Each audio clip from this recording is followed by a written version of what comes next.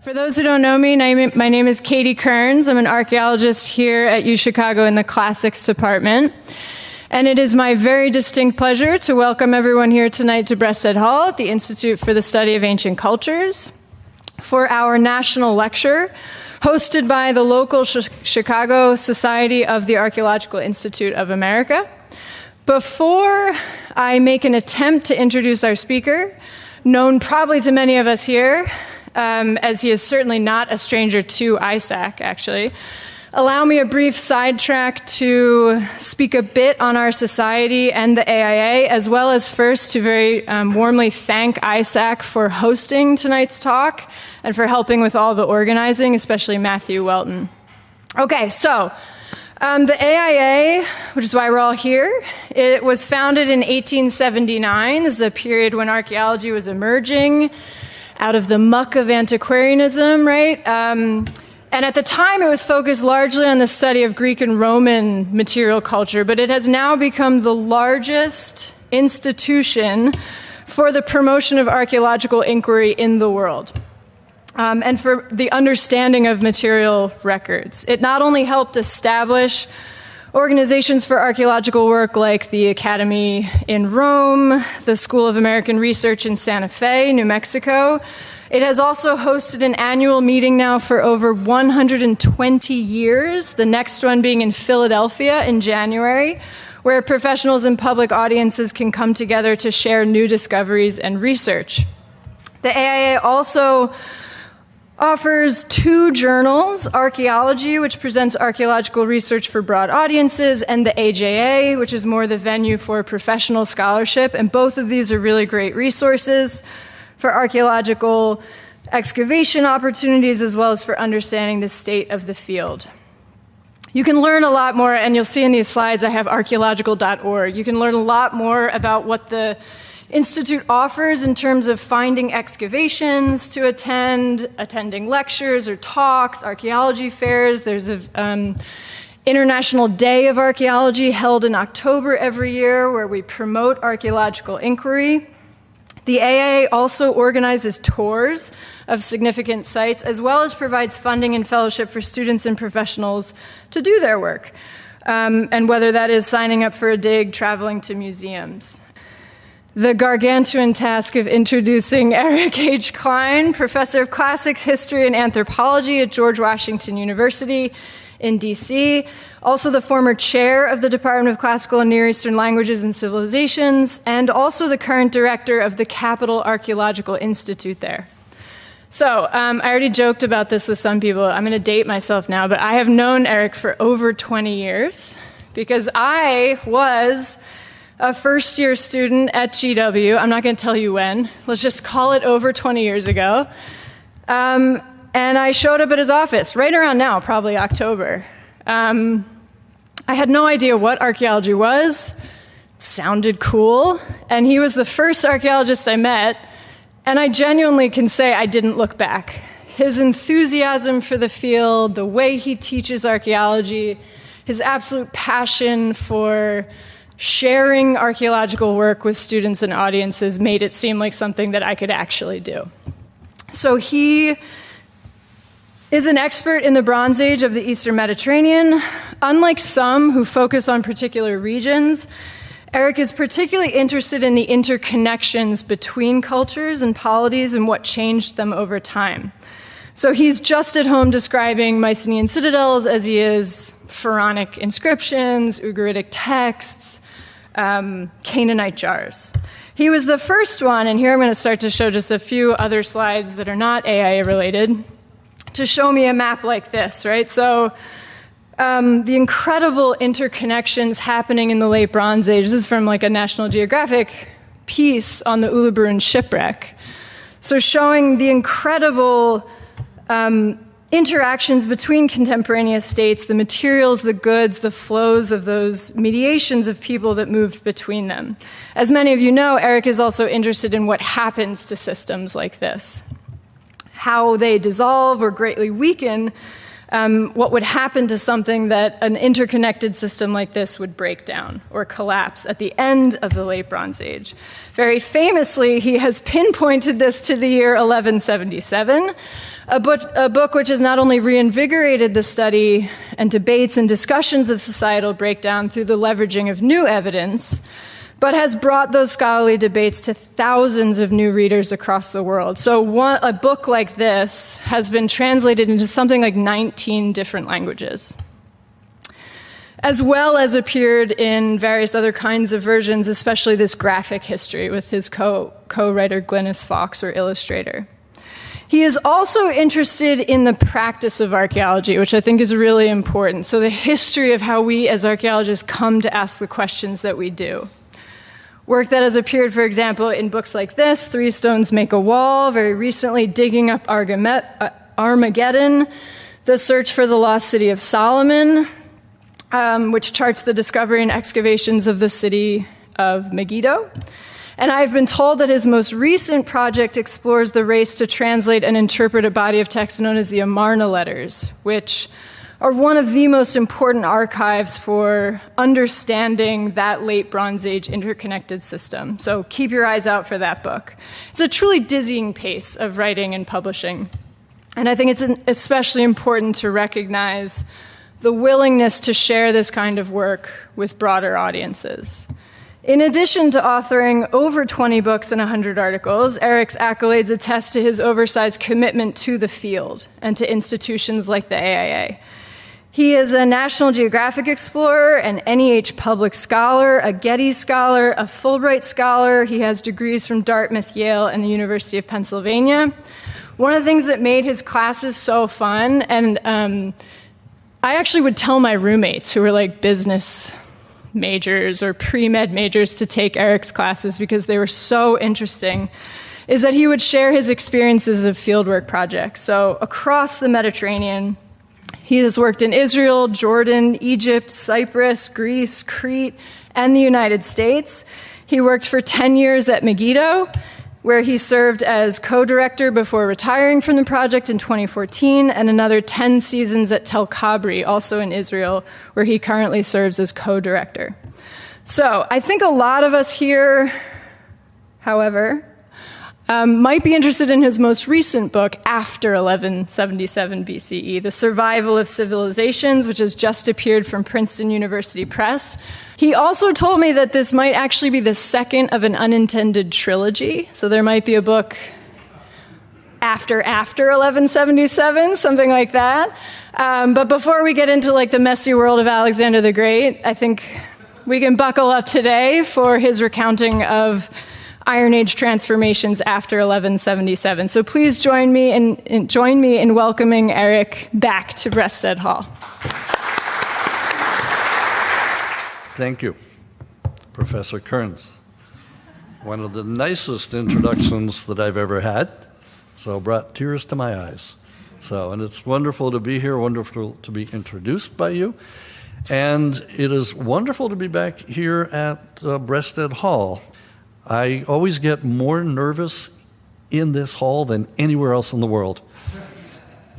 In part, it's because of the history, but it's also in part because of who's sitting in the audience, weighing judgment. All of you AIA members, I live in fear of you. So afterward, you can make more of a comment than a question. And we'll go from there. But seriously, it's nice to see so many friends and colleagues, former students, and friends from Facebook, some of whom I'm meeting in person for the first time. So social media, go us, which is great. So it's also nice to be here under the auspices of the AIA. And I've been a member since I was a sophomore in college, which is, well, let's just say I rode a dinosaur to school at that time. So I do heartily recommend that you join the AIA if you're not already a member, give money if you are, and go from there. And I'm particularly honored that this year I'm one of the Kershaw lecturers, where we roam around the country giving lectures on the ancient Near East in honor of Norma Kershaw and her husband Reuben. I knew them both. Norma was absolutely amazing. She founded the AIA Society in Long Island, and then she moved to California and founded another one in Orange County and went from there. My fondest memory was when she and I and the AIA Orange County went to Las Vegas and stayed in the Luxor Hotel. And we gave lectures on ancient Egypt. That was fun. That was fun.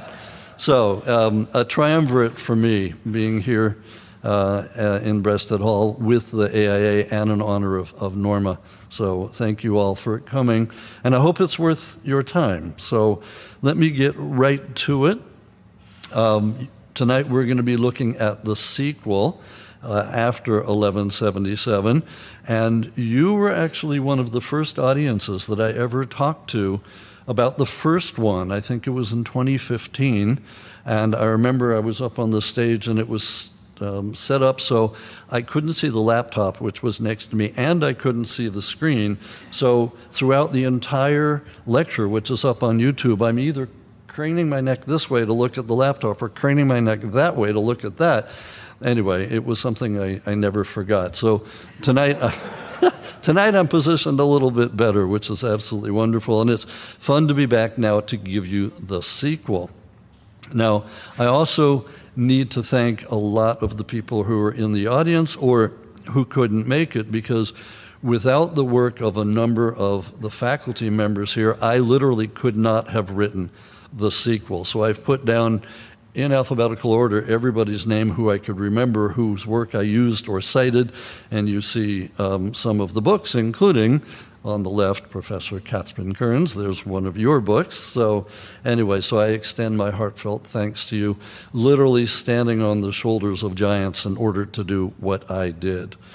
So let me, without further ado then, take you back to the late Bronze Age. And what I want to do is spend the first couple of minutes quickly recapitulating what happened at the end of the late Bronze Age, and then make the segue and spend by far the rest of the time talking about what happened after the collapse.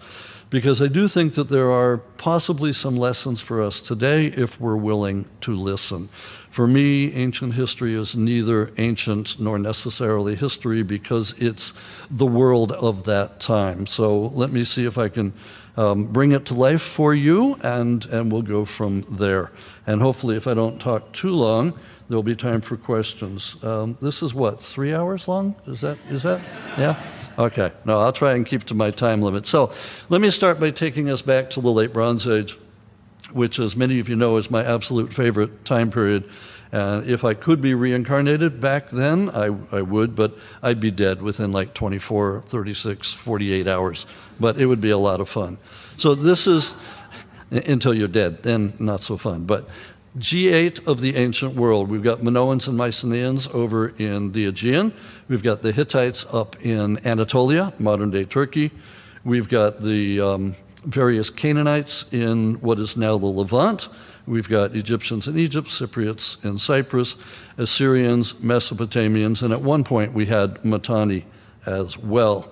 Now, this is, as you all know, the time of the New Kingdom period in Egypt, which is why to other audiences I say, you might not think you know anything about this time period, but in fact you do, and then I walk through this. And they've usually heard of most of them except for King Tut for some reason. But anyway, so we're in the New Kingdom period here. Now, the one thing about this period is that everybody's in contact with everybody else. This is literally a small world network. And my late wife, Diane Harris Cline, who passed away last year, along with ancient history and archaeology, she also did social network analysis. And you're looking at one of her diagrams here. And basically what it boils down to is, of the G8, if two members were not in direct contact with each other, they were in contact with somebody else who could be the intermediary. So if you look at this diagram, nobody is more than 2 or 3 hops away from anybody else. Now, think, who is it, Kevin Bacon that's in all those movies that we usually play that kind of game with? But so this is what's known as a small world network, when you have everybody in the network that's less than 3 hops. Now, why does that matter? Because this hasn't actually happened that many times in in history. Us today, obviously, is one, and them back then in the Bronze Age is another. So that is why I think what happened to them 3,200 years ago might have more relevance to us today than you might think initially. Now, I won't go into detail about these, especially since we just saw a picture of the Ullabrun shipwreck and the map, but just to tell you that the shipwreck, which went down at about 1300 BC off the coast of Anatolia, is for me a microcosm of the high point of the late Bronze Age, where everybody's trading with everybody else. But we also get information from a lot of other sources, like the paintings in the tombs of the Egyptian nobles, like letters found at Mari, for example, which talk about leather shoes from Crete, which Hammurabi didn't like and sent back. I've always been wondering why he sent the shoes back. Were they too small? Were they too last millennium? Who knows? And in fact, the sequel that I'm going to talk about tonight, before I was overruled, I wanted to call it Hammurabi Shoes. That was the original title. And my editor, Rob, says, no, it's after 1177, end of story. I still think Hammurabi Shoes would have been a good title, but anyway, so this is what's happening in the late Bronze Age, and then suddenly, pretty much everything comes to a screeching halt, round about 1200 BCE or a little bit afterward. What collapses is the network that is connecting them all, and they are left, each of them, to fend for themselves. Some did well, some did not. But what ends up happening is that this collapse was huge. I would say it's only comparable to the fall of the Roman Empire. But this is the one, the collapse of the Bronze Age, that nobody's ever heard of outside of, a few, chosen few, and academia. So everybody's heard of the fall of Rome, but you talk about the collapse of the late Bronze Age, you get blank stares. But it was huge.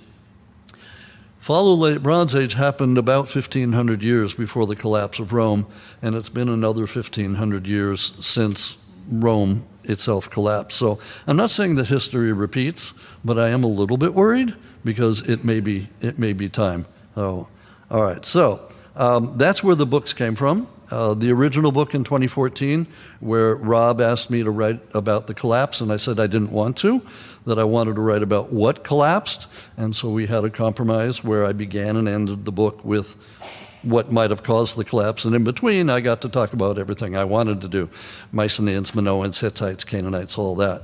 Well, it came out in 2014. I lectured here in 2015. And after that, the dam just broke. There was a deluge of publications with more data.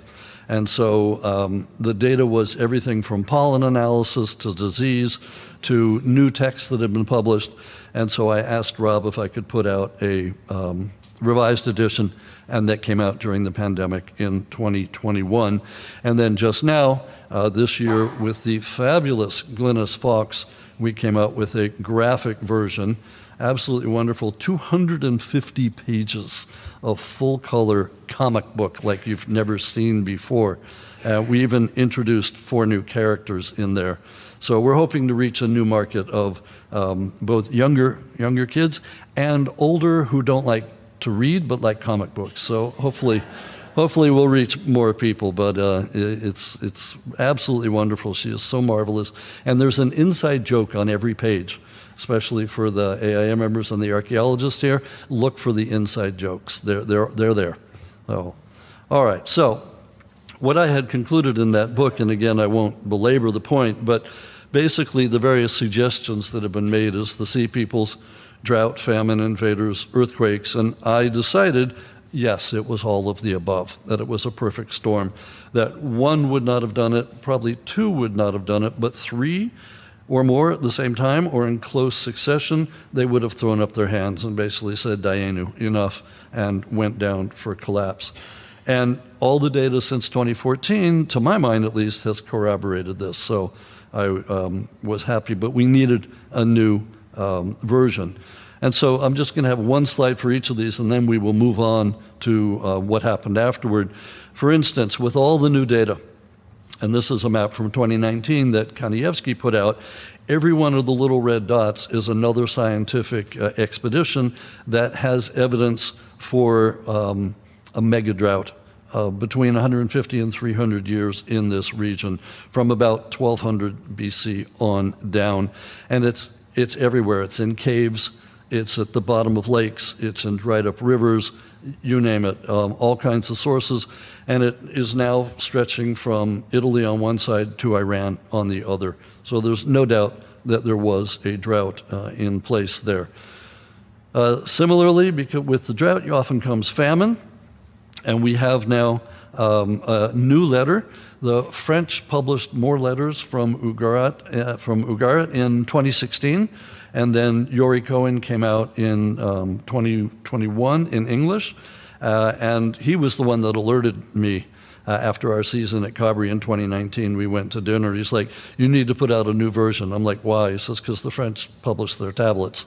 And I went back and I looked. I'm like, oh my, yes, you're right. So here's one where Merneptah is writing to the king of Ugarit and quoting back a letter. The land of Ugarit, there is a severe hunger. May my Lord save the land of Ugarit. May the king give grain to save my life. And in fact, the Pharaoh did send 7,000 dried fish and a bunch of beads and textiles. So I understand the dried fish if you're hungry, but I don't understand the textiles and the beads unless they were edible, which I don't think they were. So we also have others as well, which you already knew about from the Hittite king and the queen, saying that there was a famine up in Anatolia as well. And of course, we've got the invaders, the famous sea peoples, where Ramses III and Merneptah both fought them 30 years apart. But in addition now, in among the new letters that the French just published, there is a letter from the last king of Ugarit writing up to the Hittite viceroy at Carchemish, in which he says, I've written to you 3 times regarding the enemy. May my lord know that now the enemy forces are stationed at Rashu, which is modern Ras Ibn Hani, one of the ports, and their avant-garde forces were sent to Ugarit. Now may my lord send me forces and chariots and save me. Well, that letter was sent too late. The reinforcements were too late, because we know now that the forces that overran the port and were on their way to Ugarit got there because the French excavators found the city destroyed with a meter of destruction, and it's not inhabited for something like 400 years after that. So this is one of the new smoking guns in terms of invaders. There's also still evidence for earthquakes at the time from Mycenae to Troy to Ugarit itself, so that was another factor.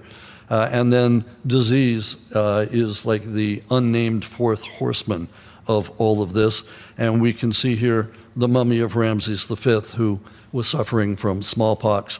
And indeed, a papyrus now in Turin says that he and others from his family died. They had to dig new tombs in the Valley of the Kings. And then after the tombs were dug and they were buried, they gave the workmen a month's leave at full expense, and they closed the Valley of the King for 6 months. Probably the world's first quarantine, at least that we know of. So definitely disease, and that's one of the things that was new in the revised edition. So again, we're looking at systems collapse. Literally the whole system collapsed. The administration went down, the economy went down, the 1% either died or migrated, and so on. And it took about 100 years, as I've said before. It's 1177 is a clickbait title. That wasn't the year civilization collapsed. It took the whole century to do so. But by the end, the world that they knew and had enjoyed for up to 500 years by that point transformed. So that where we had entities like the Hittites, now we've got smaller kingdoms, smaller polities in the Iron Age. And so what I was asking in the sequel, and yes, after 1177, Rob always wins. I trust him with the titles. But the sequel to the sequel, I said jokingly, is it going to be after 1177? And he says, no, it'll be called 776. I'm like, okay, fine. Right. So we already know the title. Now I just have to write the book. All right. So in the sequel, after 1177, the survival of the civilizations, what I'm asking is how do we get from the picture on the left to the picture on the right? How do we get from the Late Bronze Age to the Iron Age? Now, when I wrote it, I had originally written it chronologically, and I went the same way I had done in the original. So started at the 12th century, then the 11th, then the 10th, then the 9th, and ending in the 8th. But when I was reading over the penultimate draft, like just before I sent it into Princeton, I realized that there was too much in each chapter, and that I was getting what I later called literal whiplash, or literary whiplash, because in the 12th century, I'm like, Hittites, no Assyrians, no Babylonians, no Egyptians, and then 11th century, the same thing. And I'm like, that doesn't work. So I tried an experiment, and I rearranged it geographically, and I realized that that worked. Because what we end up with is 8 case studies of what to do and what not to do if your society or your network collapses. So now it ended up, the first chapter is on Egypt and Canaan. Second chapter is Assyria and Babylonia. Third chapter is Phoenicia and the Cypriots. The chapter 4 is Anatolia and the Neo-Hittites. Chapter 5, Mycenaeans and Minoans. And then chapter 6 is the analysis. Basically, 1 through 5 is a history book with some archaeology in it, and I'm just telling you what happened in the next 400 years. Chapter 6 is the analysis, and that's what we're going to concentrate on tonight, because otherwise I'm just reciting history that most of you already know. So what I think will be new and of interest is to take a look at the analyses and see what you think. And frankly, I'm expecting pushback. So let me have it in the Q&A afterward and see, let me know what you think. So one of the big questions that I was trying to answer came out of discussions that I had with colleagues after the first book came out, where a lot of them were saying, hey, it's not a collapse, it's just a transformation. And I'm like, are you kidding me? The population in Greece goes down at least 40%, if not 60%. That's a transformation? Sounds kind of like a collapse to me. They're like, no, it's a transformation. I'm like, no. I think it actually is both, and I want to have my cake and eat it too. So what I say in the sequel is, it is both. What collapses, as I said already, is the network that connected them. The transformation is up to the individual kingdoms, empires, city-states, whatever you want. And it's like a digital photograph, which Norm Yaffe and Patricia McEnany had already said that if you look at a collapse and you look at it from far away, it's clear at a distance, and you can see that on the left. But if you get right up close, it gets blurry, it gets pixelated, and you wind up with what you see on the right. And that happens in every case. All right? And I think it's better to compare it to an impressionist painting. From far away, you can totally see what's meant. But when you get it right up close, you lose it. You just look at the dabs of paint. So what I wanted to do in the book was to look at both. Now, I was fortunate in that recently there's been a lot of interest in the collapse of societies. It basically started with the book on the upper right by Joseph Tainter, Collapse of Complex Societies. But other books came out after that. The one that the general public has, of course, read most is Collapse by Jared Diamond, and that kind of brought it to the popular understanding. But what's of even more interest now, recently, is what happens after collapse. So now we're getting edited volumes called Beyond Collapse and After Collapse, and both of these figured into what I wanted to do. And then, of course, as you all know, there's been increasing interest in resilience. You're seeing it everywhere, right? Absolutely everywhere. And there's been all kinds of books that have been published, including disaster recovery and resilience for a community and everything else. But the problem is there's the definition of resilience changes depending on who you talk to. Every different subdiscipline has a different definition. So finally, in 2011, Department of Homeland Security asked for a definition of resilience from the National Research Council, and this is what they came up with, and I liked it. I thought it worked. The ability to continue to operate under stress, to adapt to adversity, and to recover functionality after a crisis. And for me, that pretty much covers the bases. But the other thing that I was wondering, I was taking a look at the adaptive cycle, and you see it here, it's like a figure 8 on its side, which is basically civilization rise and civilizations fall. And so I was also wondering, is this just the natural order of things? And I actually, in the book, slipped in a quote from Hamilton. One of the games I play with the editors is seeing if I can get things past the copy editor and into the final book. So you'll notice in the original book, at one point it says resistance is futile. Some people recognize that. I also said, I described the collapse at one point as a series of unfortunate events, quoting Lemony Snicket, but here in several places in the sequel, I quote Hamilton. I don't know about you, but during the pandemic, we watched Hamilton literally dozens of times, and we decided that there is a quote from Hamilton for every circumstance. And so here, oceans rise, empires fall, work, and so I was wondering also then, if we're just looking at part of the adaptive cycle, and that's the way it should be, and in fact, some people have already tried to use it to adapt, and I'll show you just one example from Redmond and Kinzig back in 2003, where they put in early dynastic and Akkad and Ur-3 and Uruk and Jemdet Nasser and put it into this, which gave me an idea for it, and I'll show you what we did a little bit later. But the other thing that I was wondering about, there's something called panarchy, which basically says, okay, your overall system might rise and fall, but the individual components also rise and fall. They're on their own cycles. And I thought that the best analogy here was like a pocket watch, where each of the gears is working. And if they're all going well, the pocket watch keeps time. But if one of the gears isn't working, then suddenly you don't have a functioning pocket watch. So I labeled one of the gears here Egyptians, also Assyrians, Hittites, and Minoans. So we have to figure out what's happening with the individual societies as well.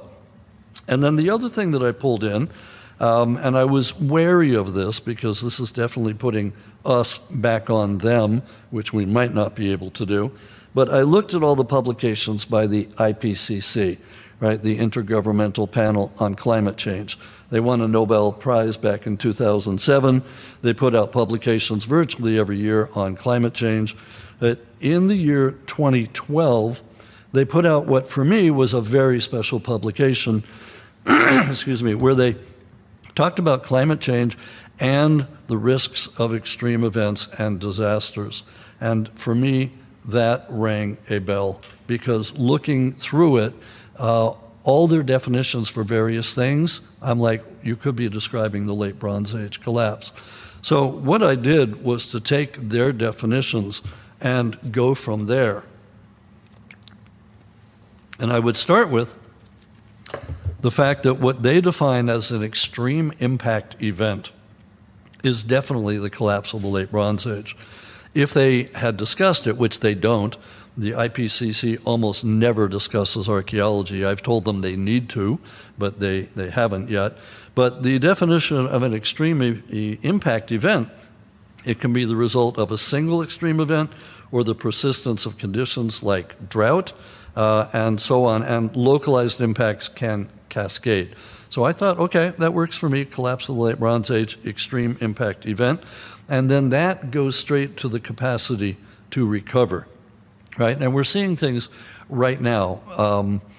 Milton, right? That's the name of the hurricane that just hit. And before that, Helene. And of course, don't forget all the other ones, including the one that hit New Orleans. Those are all extreme impact events. And then you talk about the capacity to recover.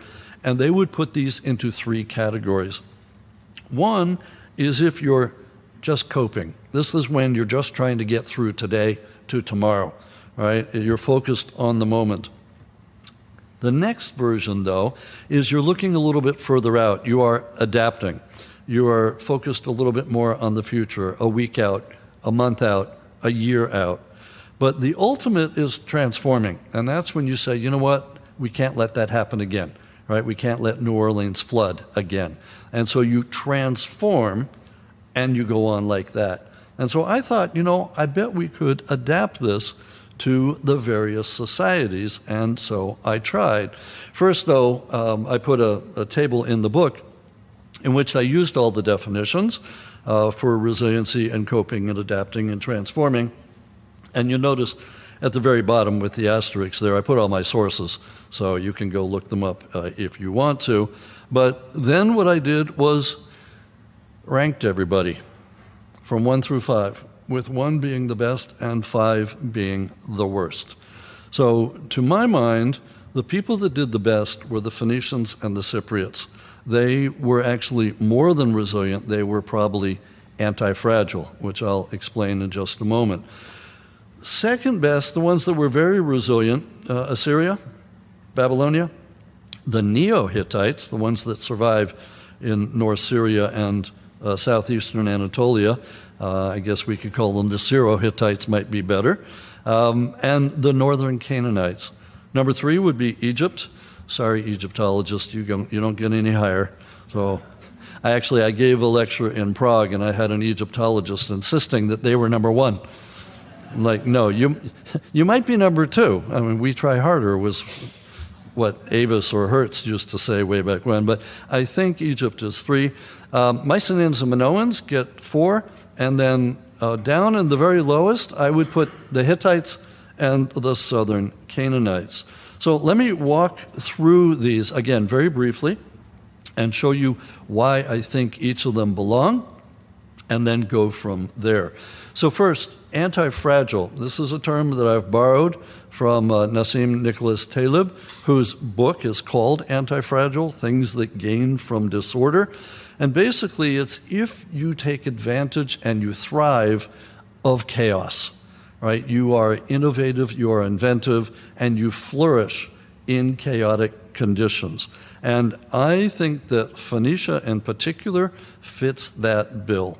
They take advantage of Ugarit having been destroyed and the Egyptians having moved out, and they basically take over the Mediterranean, right? It's been called a Phoenician lake several times.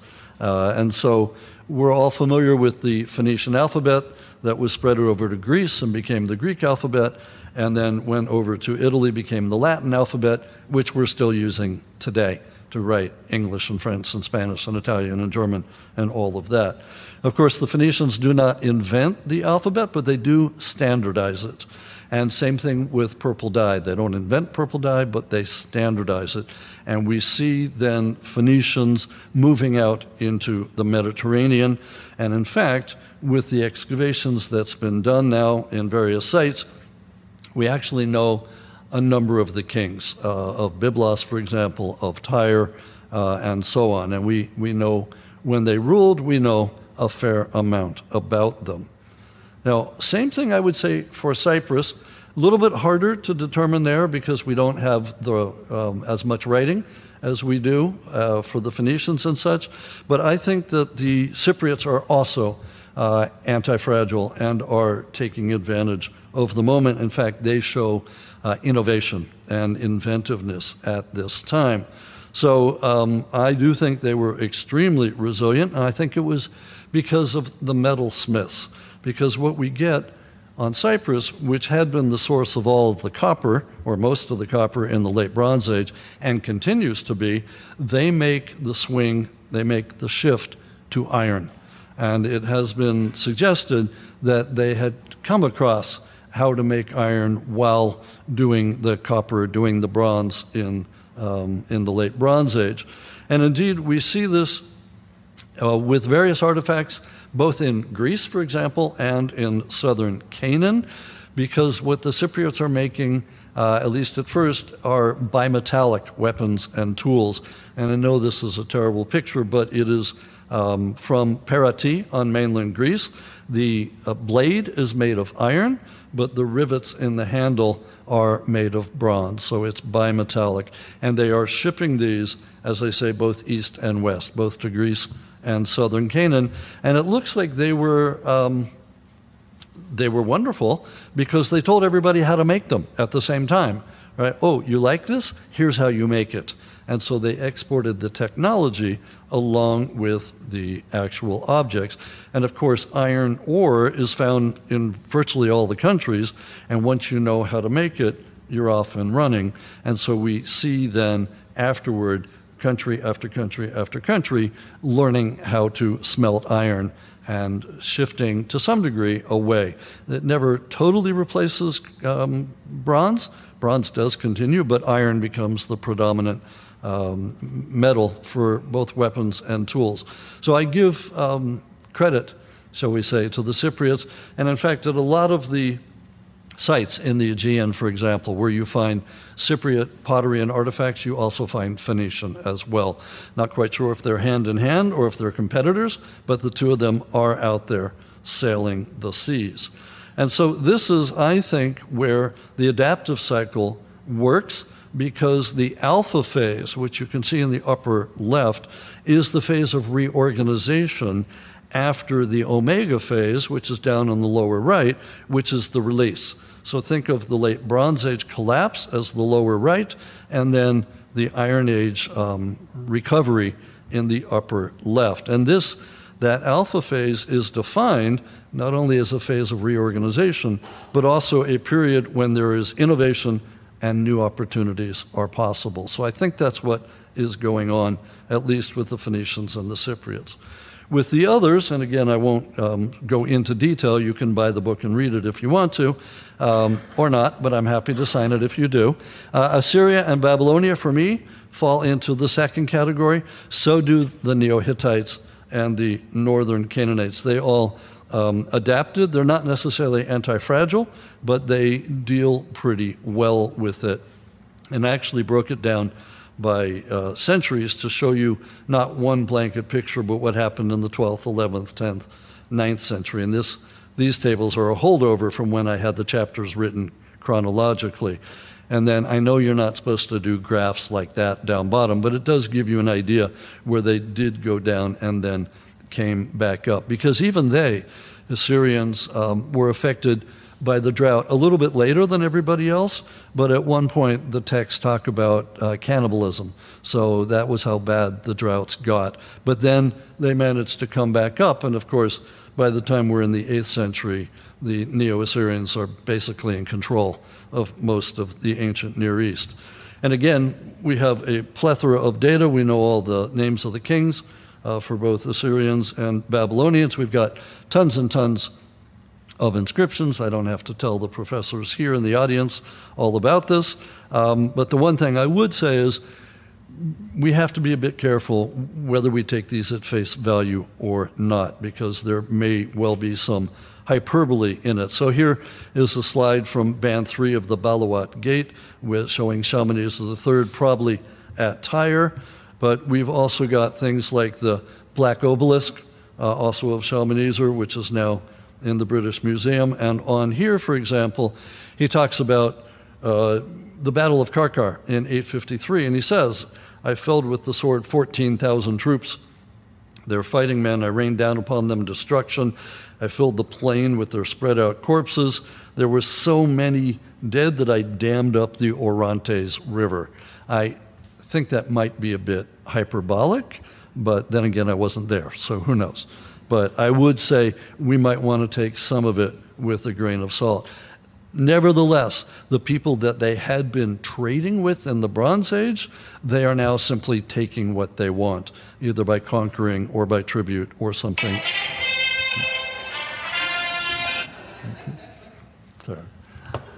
That's my alarm. So, and you don't all have Indiana Jones as your alarm? No? Is it just me? Am I dating myself? I might be dating myself, but yeah, okay. So I know I've got about 10 minutes at most. So on to the Egyptians. Sorry, you guys are in category 3. You coped, but you weren't particularly resilient. I don't think you made the transition properly, but admittedly it's because I'm comparing Egypt to what it had been like back in the New Kingdom.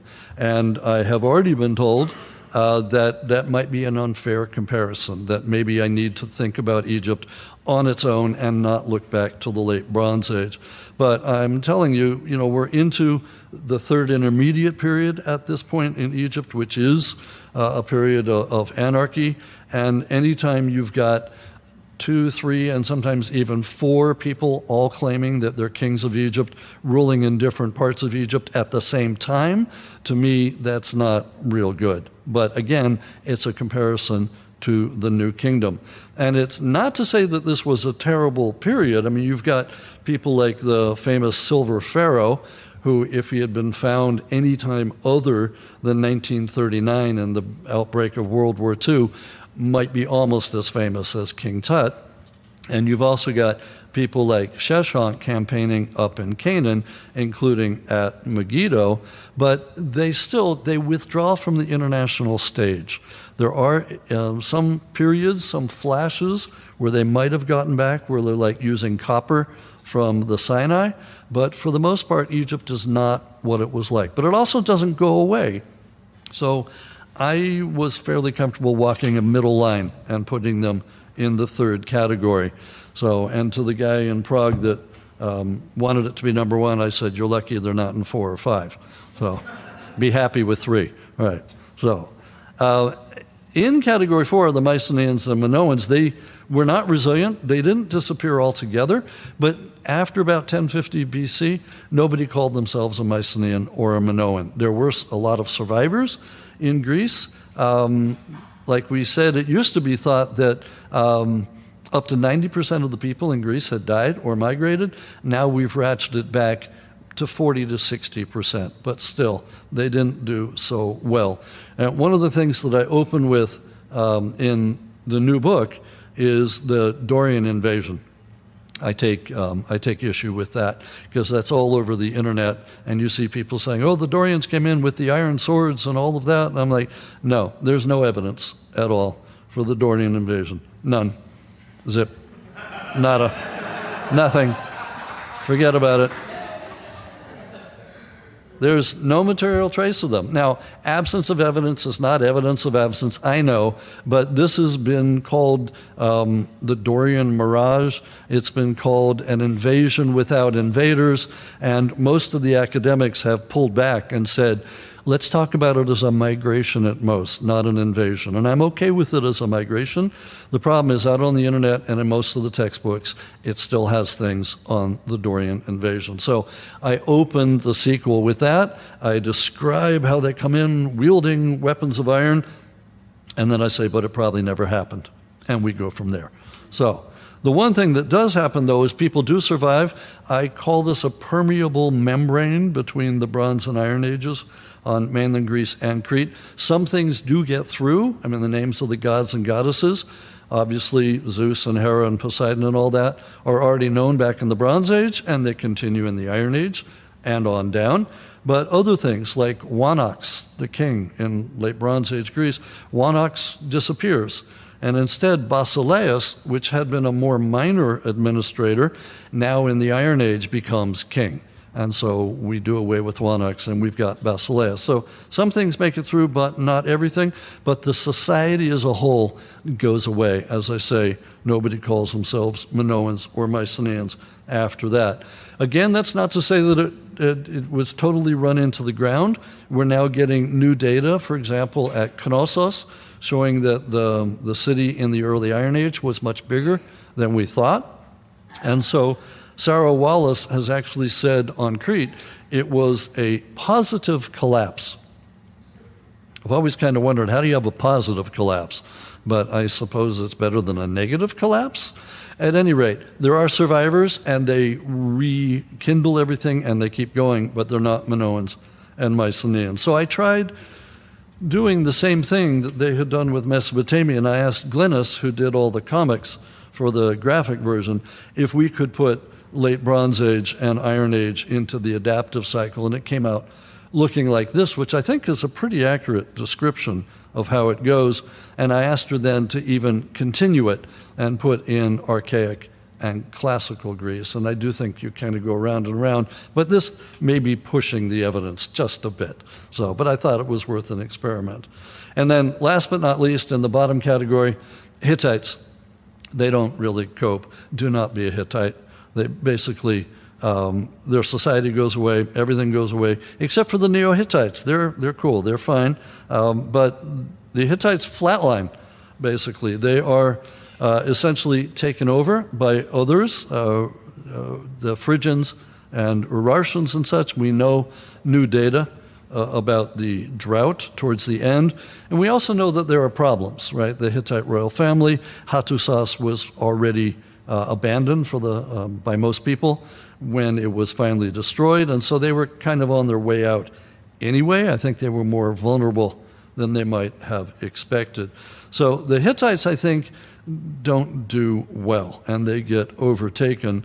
But we do have these Neo-Hittites, which James Osborne and others have studied, down in northern Syria and southeastern Anatolia, and they keep going. I mean, they're still writing in Luwian, they're still worshiping the gods and goddesses, and the way I explain this in the book is it's like the British Empire, which doesn't exist anymore, but people still drink tea and play cricket in areas that were formerly in the British Empire. So these guys keep going that way. And we know an awful lot about them now with the names of the kings in a number of the cities and the sites, including at Carchemish and at Tiamat, which Tim Harrison excavates.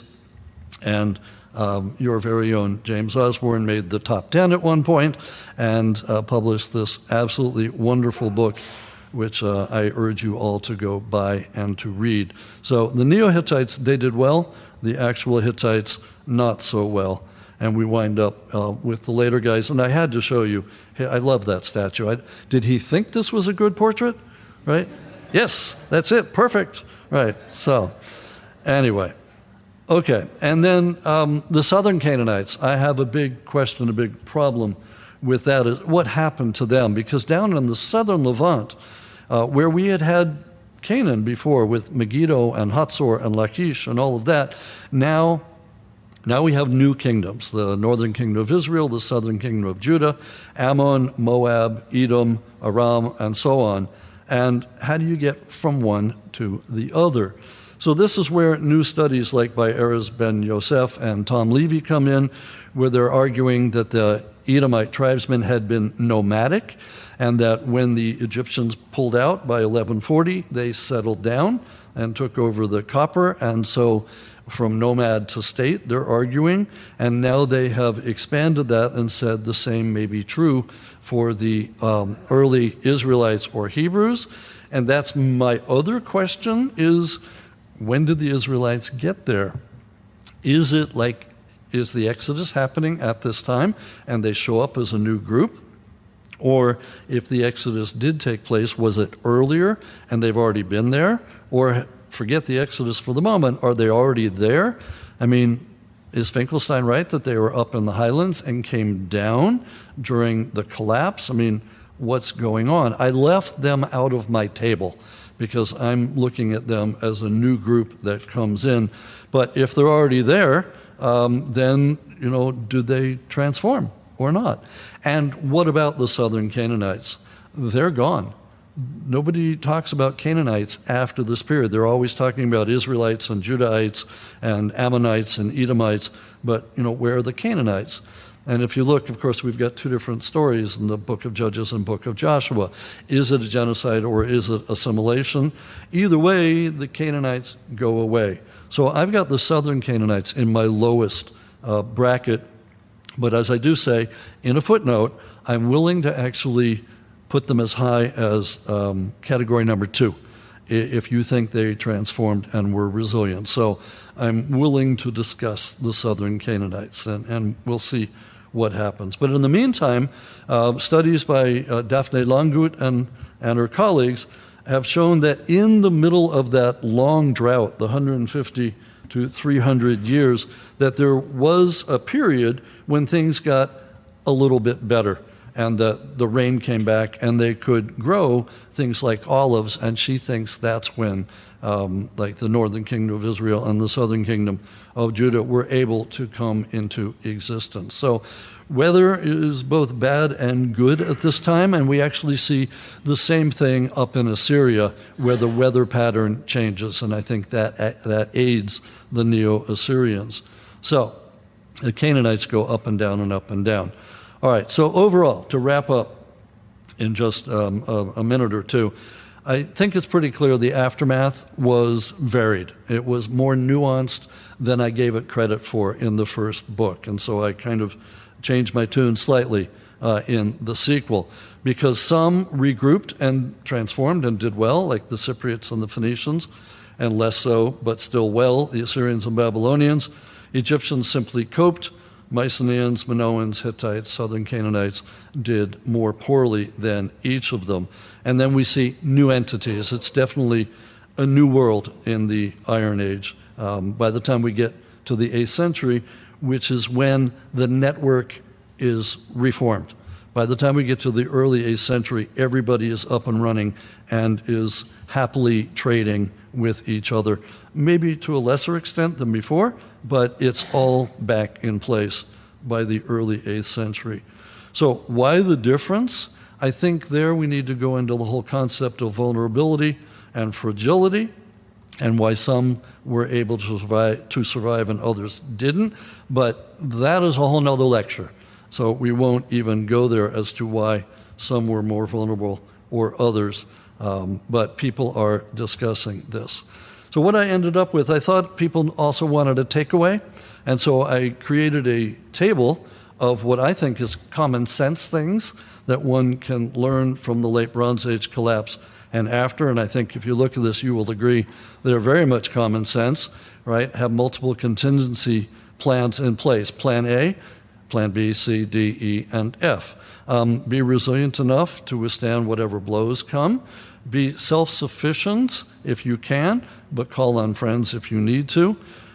Be innovative and inventive, ready to turn nimbly and adapt or transform, like the Phoenicians, like the Cypriots, rather than just coping.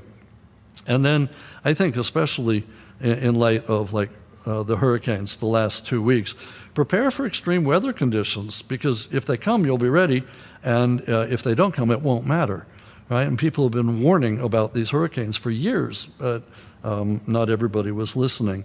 I also think number 6 is important, the dependable water resources. This is going to be incredibly important going forward. I've been told by people at the governmental level that most of the wars in the coming century will be fought over control of water, and I think we're already seeing that. And then, of course, throughout history, keep your working class happy, otherwise there could be problems. So I will end with a question that I ended with the first time I was here in 2015. Are we currently facing a similar situation to that which they faced in 1177? And again, I would say, yes, we are, maybe even more so. Climate change, famines and droughts, we've got earthquakes, we've got rebellions, we've got disease, we've got migrants and refugees fleeing war and drought. We have everything that they had back then, and they collapsed. And that is why I am somewhat worried. And so if we've got all of this, climate change, pandemic, social upheaval, supply chain issues. Remember when the boat got stuck in the Suez Canal, all right? Then what are we going to do if we collapse? And do we learn anything from what happened 3,200 years ago?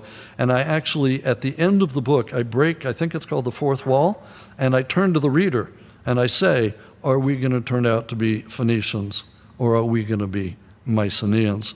And then I say future historians are going to have to answer that question for us.